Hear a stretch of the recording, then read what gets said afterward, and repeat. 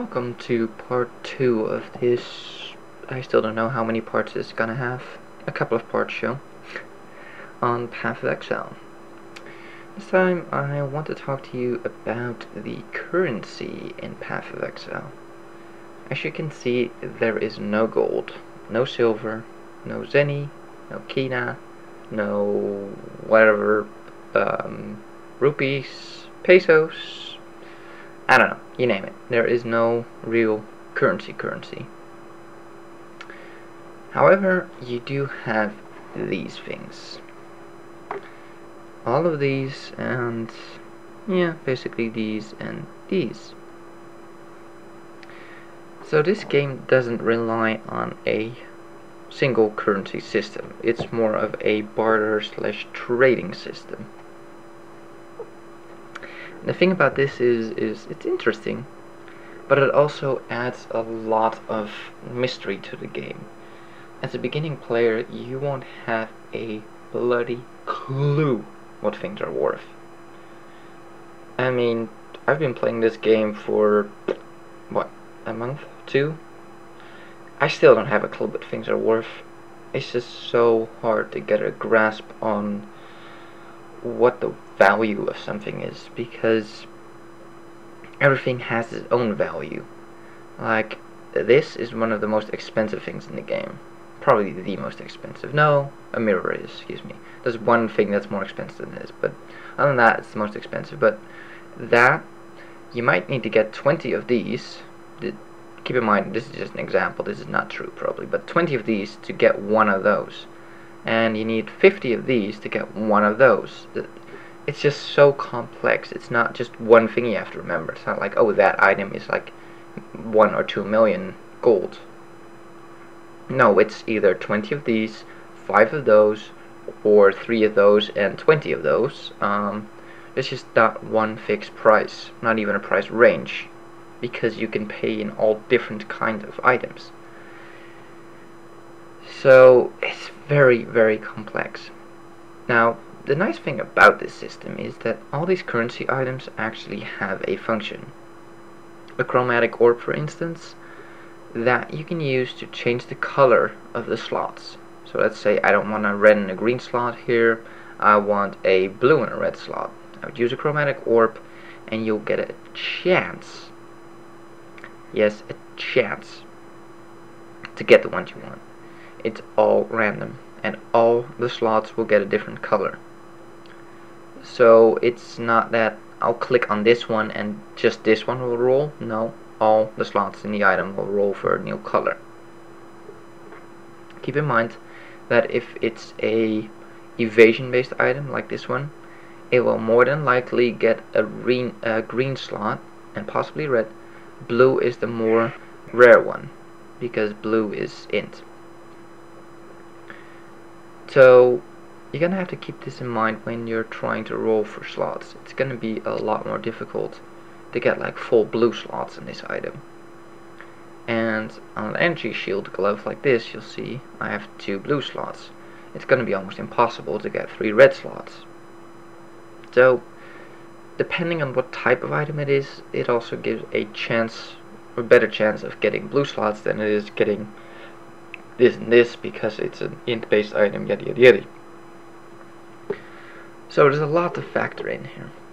Let's see the next one. This one will reforge a magical item with new properties. A magical item is a blue item. Let's see, do I have a blue item? I probably have a blue item. Oh, here we go. This is a magical item. So we can reforge. Well, if I want to do that, not really, but just for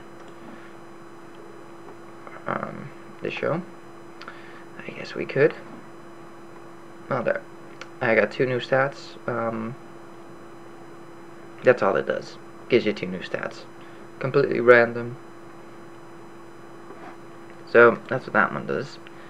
Then this one will actually transform a white item. Do I have any white?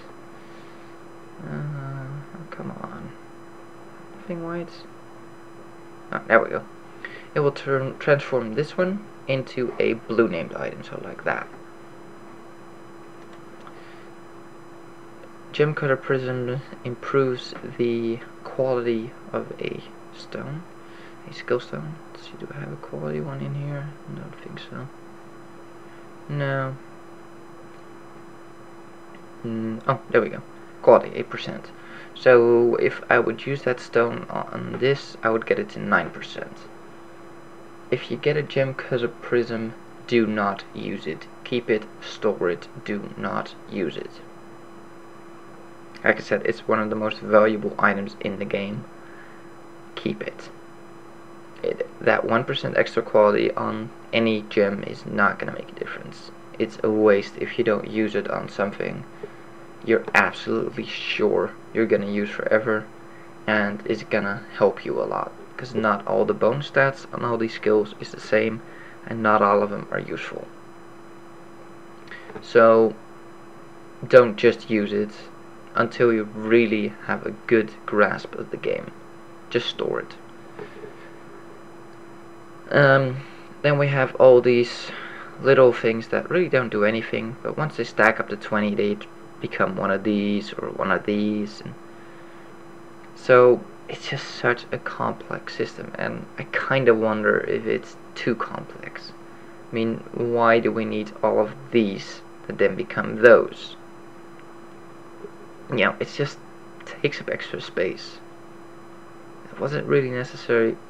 I don't think so, but what are you gonna do? It's in there. You're gonna have to live with it. That's one thing in this game. They do their best, and I do mean their absolute best, to make sure you do not have any warehouse space. Guess what? You can buy more space in the store. Surprise, surprise. I mean, just look at it. This is already sorted, filtered, and thrown out most of the worthless crap. I know there's some not too great stuff in here, but it has 20% speed. So storage space is a beep in this game. It really is. But let's get back to the currency items. Grants a passive refund. This improves the quality of a flask. Oh, about that.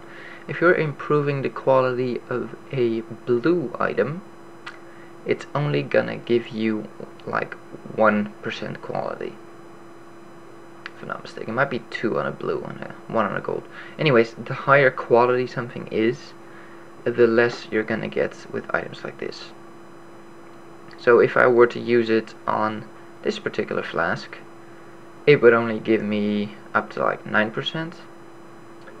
But if I were to use it on this one, I would get 5% out of it.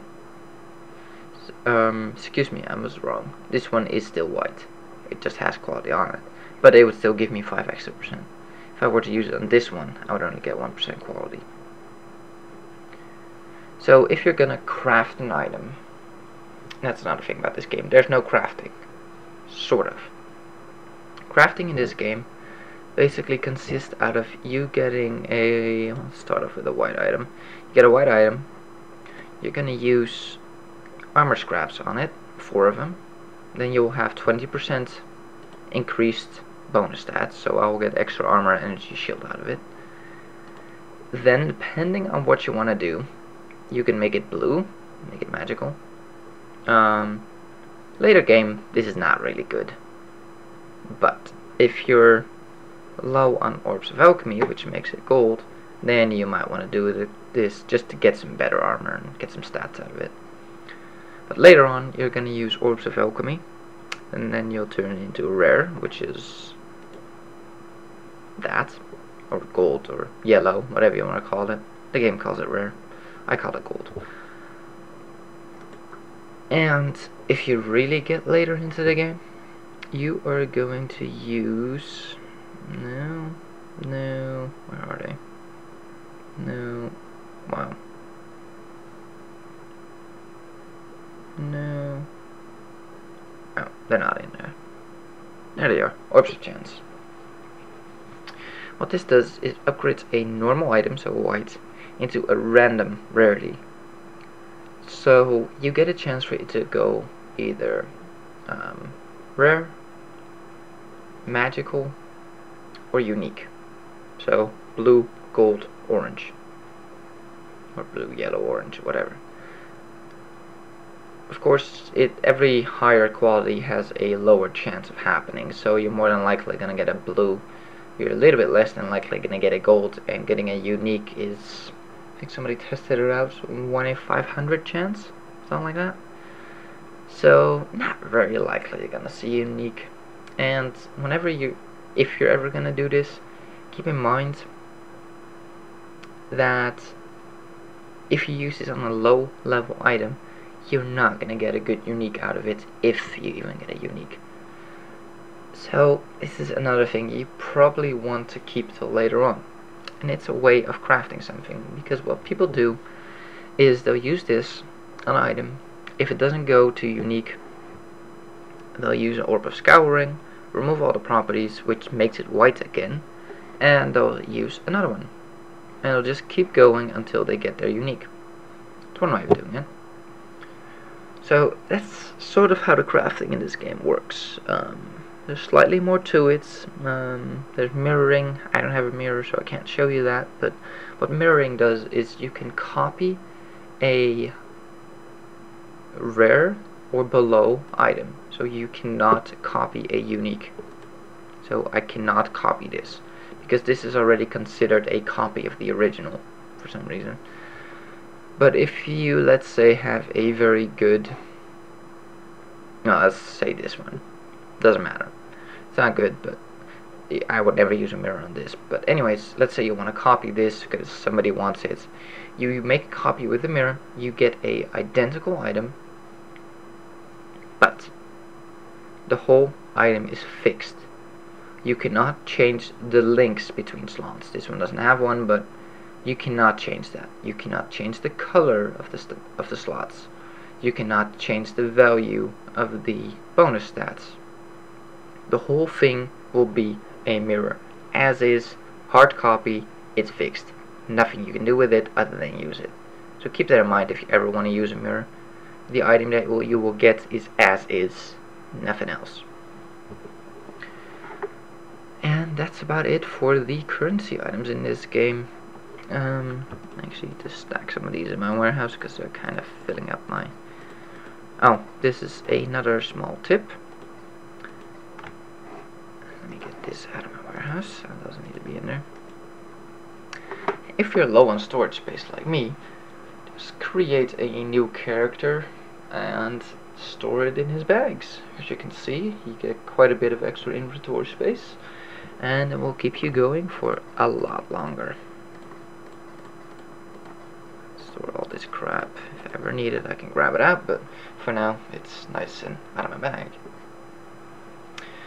So yeah, the currency items in this game, I don't really agree with it, because there is no auction house in this game. There is no way to easy check on prices. You'll have to go into the trade channel and either keep your eye on the trade channel or just trade with people. So I think this discourages a lot of trading, because people don't want to bother with it. People don't know what the prices are. You're gonna have to find a buyer. You're gonna have to actively find a buyer. It's just a lot of trouble for people to go through, and I think this works not as intended, because they want to push people towards interaction and trading. But I think you're actually pushing people away from it, because I don't really bother with trading with people.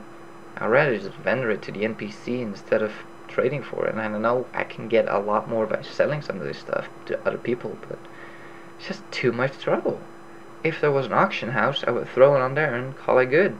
Probably sell it for a cheap ass price, but you know, just done. But no, a system like this I don't think really promotes selling a lot, and I think a lot of items are just gonna get wasted because of it.